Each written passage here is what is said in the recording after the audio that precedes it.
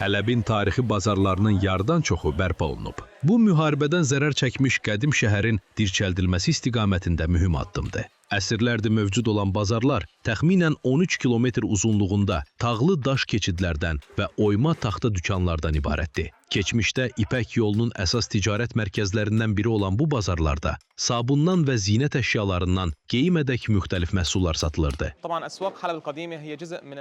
Hələbin qədim bazarları şəhərin mədəni kimliyinin bir hissəsidir. Araşdırma zamanı köhnə fotoları topladıq.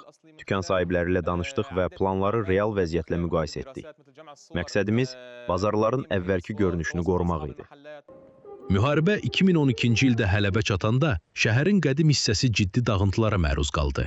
4 ildən çox davam edən döyüşlər zamanı hava hücumları və atəş nəticəsində orta əsrlərə aid bazarların bir hissəsi dağıldı. Hökumət qüvvələri 2016-cı ildə şəhəri geri aldırdan sonra bərpa işlərinə başlanıldı.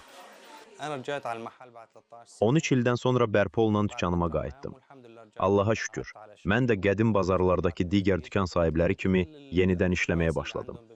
Əl-Mədinə, Əl-Mühəmməs, Əl-Hubeyz və Əl-Səqatiyə bazarlarında dükanı olanlar da qayıdacaq. Dükanlarını bərpa edib işlərini davam etdirəcəklər. UNESCO-nun ümumdünya irs siyahısına daxil olan qədim şəhərin qorunması istiqamətində işlər davam edir.